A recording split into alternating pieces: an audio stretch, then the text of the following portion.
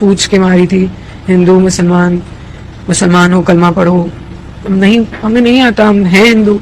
हमने बोला हम हिंदू हैं, मार दिया हमने। लेकिन जितने लोग मरे हैं वहां पे, उसमें से मात्र शुभम ऐसे हैं जिनका कुछ बचा नहीं था। हमारे घर वालों को शुभम को देखने का मौका नहीं मिला कि वो उस आखिरी में उसकी शक्ल, उसकी स्माइल देख पाए, उसका चेहरा छू पाए। लोग ना, पुलवामा अटैक हुआ, 26/11 हुआ, लोग विक्टिम की फैमिली को भूल जाते हैं। लोग जाके पूछते नहीं है कि उनकी फैमिली क्या झेल रही है, क्या हो रहा है उनके साथ, वो सब भूल जाते हैं। और शुभम, हमारी फैमिली नहीं चाहती, और मुझे लगता है कोई भी नहीं चाहता होगा कि शुभम को कोई भूले। इसलिए मैं सरकार से सिर्फ ये विनती करती हूँ कि शुभम को शहीद का दर्जा दे दें, उसको याद रखें, उसको, उसकी वजह से हम शायद जो भी वो हमें देंगे, हम उसकी वजह से जी पाएंगे।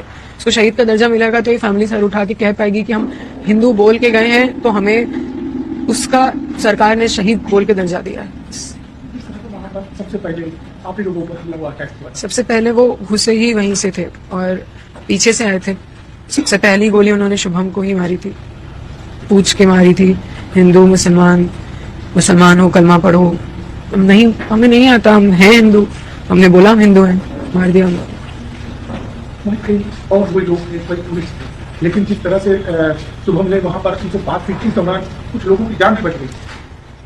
मैं तो जितना मैंने देखा है, मैं यही देख रही हूँ कि जितने लोग, मैं सबके सामने ये क्या बोलूं, घर वालों के सामने, लेकिन जितने लोग मरे हैं वहां पे, उसमें से मात्र शुभम ऐसे हैं जिनका कुछ बचा नहीं था। क्योंकि उसको सोच समझ के, बिल्कुल समझ के पास आके उसको मारी थी, क्योंकि वो पहला अटैक था।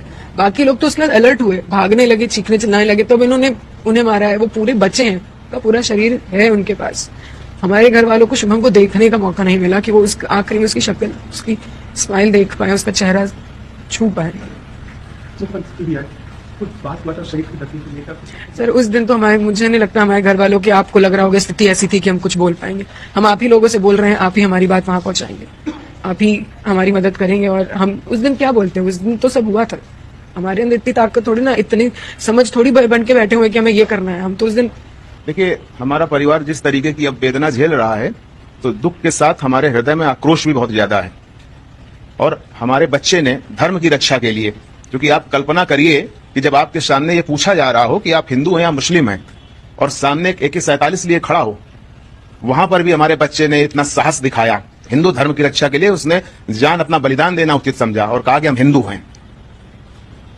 तो हमारी मांग है सरकार से कि धर्म की रक्षा हमारे भतीजे ने करी है, हिंदू धर्म की रक्षा के लिए अपने प्राण न्यौछावर किए हैं, तो उसे शहीद का दर्जा मिलना ही चाहिए। क्या सरकार की तरफ से कोई वार्ता या कोई बात नहीं? हम लगातार, हमारी बहू और हम सभी लोग, क्योंकि हमारी बहू की ये बहुत, कहते हैं ना, हृदय से इच्छा है, जैसा उसने अभी बताया, नहीं तो फिर आने वाले समय में कैसे लोग याद रखेंगे। इस तरीके की घटनाएं फिर होती रहेंगी। शुभम के बलिदान को हमेशा याद रखना चाहिए। हिंदू धर्म और धर्म की रक्षा के लिए इसको याद रखना चाहिए। आने वाली पीढ़ियां इसको याद रखें। अभी तक सरकार से हमारी कोई सीधी वार्ता नहीं हुई है। हमने आप लोग मीडिया के माध्यम से अपनी बात माननीय प्रधानमंत्री जी तक, माननीय मुख्यमंत्री जी तक पहुंचाने का प्रयास किया है।